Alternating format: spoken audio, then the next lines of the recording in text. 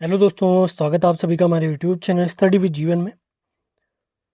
तो paper leak प्रकरण के बीच बहुत बड़ा जन आंदोलन चला था, आप सभी लोग जानते हैं, पूरे राज्य भर में। इसी बीच आयोग की कल एक महत्वपूर्ण बैठक भी हुई थी और सरकार द्वारा एक एसआईटी गठित की गई है ध्यानी जी के नेतृत्व में। तो कुछ 3 प्रमुख खबरें हैं आज, उनके बारे में हम डिटेल में जानने वाले हैं, जिनके बारे में आज हमारे अखबार में भी आपको देखने को मिलेगा। तो आयोग की बैठक के बारे में वैसे मैं कल आपको बता चुका था, आज अखबार ने उस चीज़ की पुष्टि भी कर दी है। तो अखबार जैसे आज का ओपन करते हैं तो उसमें लिखा गया है कि उत्तराखंड में तय कैलेंडर से ही होंगी परीक्षाएं। आयोग की जो परीक्षाएं थी, जैसे एडीओ का जो एडमिट कार्ड सोमवार को आने वाला था, वो कल ही प्रकाशित हुआ है। तो खबर पढ़ लेते हैं। अधीनस्थ सेवा चयन आयोग की आगामी भर्ती परीक्षाओं पर एसआईटी जांच का कोई असर नहीं पड़ेगा। यह परीक्षाएं पूर्व निर्धारित कैलेंडर के अनुसार ही होंगी। आयोग की मंगलवार की हुई बोर्ड बैठक में निर्णय लिया गया है। अब परीक्षाएं करवाने के लिए कुछ एसओपी भी जारी होंगी, उसके बारे में भी देख लेते हैं। जारी होगी एसओपी। परीक्षाओं को नकल विहीन बनाने के मुद्दे पर भी विस्तृत चर्चा हुई।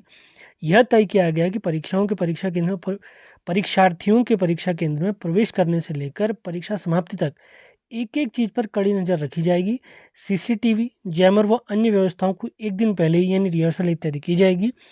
आयोग के सचिव डॉक्टर शिव कुमार बर्णवाल ने बताया कि सख्त एसओपी तैयार की जा रही है, जिसे आगामी परीक्षा में लागू किया जाएगा। जीएस मर्तोलिया जी ने भी बताया कि जो परीक्षाएं वो अपने नियत समय से होंगी, इसलिए मैंने आपको बताया था, कल ही मैंने आपको बता दिया था कि परीक्षाओं के साथ साथ आपका जो कनीज सैक का डीवी का रिजल्ट आने वाला है और इसी के साथ स्टेनो का रिजल्ट आने वाला है, वो भी अपने तय समय पर ही आने वाला है, इसका ध्यान रखेंगे। अब क्या क्या फैसले लिए गए हैं वो भी देख लेते हैं। तो इसमें जो निर्णय लिए गए हैं, सबसे पहला फैसला है प्रत्येक परीक्षा कक्ष में एक हॉटलाइन लैंडलाइन फ़ोन होगी।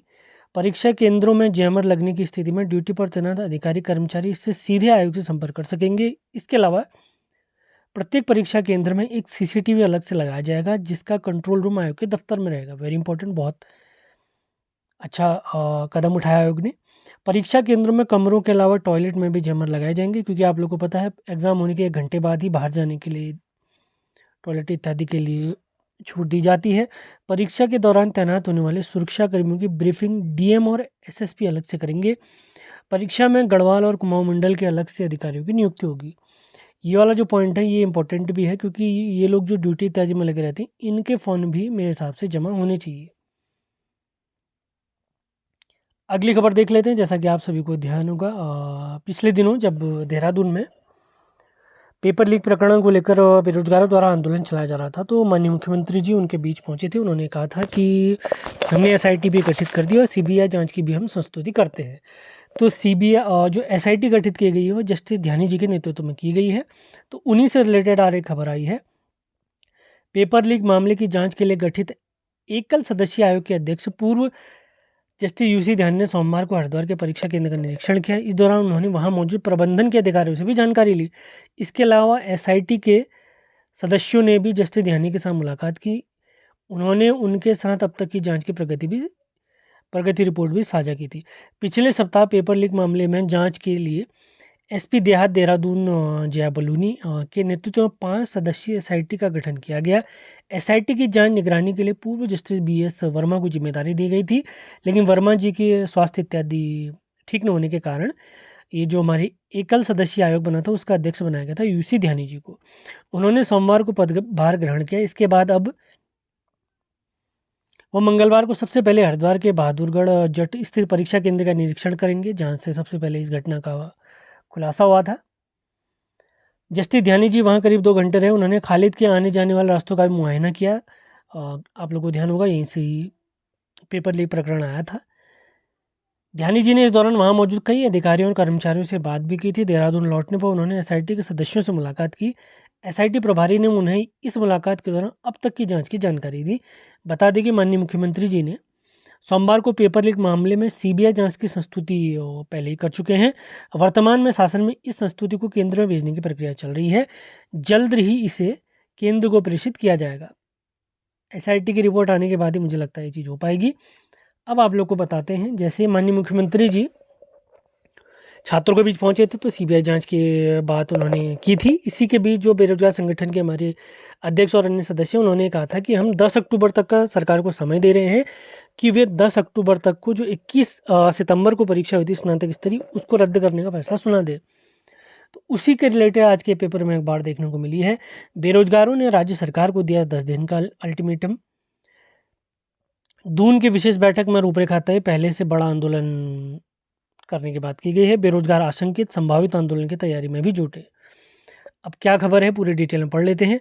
अभी आंदोलन को टले 24 घंटे भी नहीं हुए थे कि बेरोजगारों ने सरकार को 10 दिन का अल्टीमेटम दे दिया है। अगर भर्ती रद्द नहीं हुई तो बेरोजगार फिर सड़कों पर उतरेंगे। मंगलवार को दून में हुई बैठक के दौरान बेरोजगार संघ ने यह रणनीति बनाई।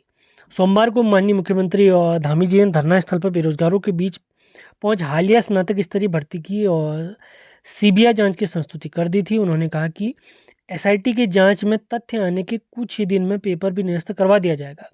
सूत्रों ने बताया कि बेरोजगारों से बातचीत सरकार अपने स्तर पर भर्ती रद्द न कर पाने की असमर्थता जताई।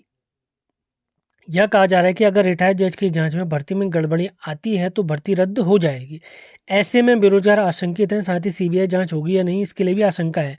ऐसे में बेरोजगारों ने आगे के आंदोलन करने के लिए मजबूती से तैयार रहने में जुट गए हैं। दून में हुई बैठक में इस तमाम बिंदुओं पर विस्तार से चर्चा की गई। साथ ही आगे इस तरह और कितने स्तर पर आंदोलन करना है यह भी तय किया गया। इसके साथ ही अब तक हुए आंदोलन में अपनी ताकत और कमजोरी पर भी बेरोजगारों ने मंथन किया। इस बैठक में बेरोजगार संघ के अध्यक्ष राम कंडवाल, उपाध्यक्ष सुरेश कुमार आदि मौजूद रहे थे। और बेरोजगार संघ के अध्यक्ष राम कंडवाल जी ने भी एक बयान जारी किया, उसको भी देख लेते हैं, फिर आज की वीडियो हम समाप्त करेंगे। बेरोजगारों ने दून में बैठक की, यह तय किया कि अगर 10 से 12 दिनों में भर्ती रद्द नहीं होती है और सीबीआई जांच का मामला आगे नहीं बढ़ता है तो बेरोजगार फिर सड़कों पर उतरेगा। इस बार युवा आंदोलन से ज़्यादा ताकत के साथ उतरेगा, यह सरकार भी जानती है। सही बात है, अब पेपर अगर आउट होता है तो उसे लीक ही माना जाएगा।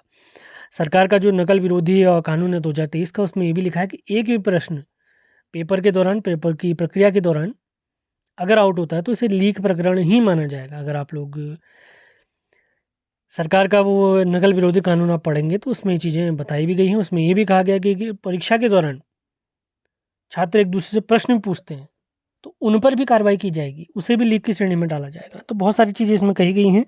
इसके अलावा कोई और लेटेस्ट अपडेट हमें पता चलती हैं, अगर आती हैं तो आपको बता दिया जाएगा। इसके अलावा आपके जो भी प्रश्न हैं आप कमेंट बॉक्स में पूछ सकते हैं। वीडियो आपको पसंद आती है तो इसे लाइक, शेयर और चैनल को सब्सक्राइब ज़रूर करें। मिलते हैं अगले वीडियो में। धन्यवाद।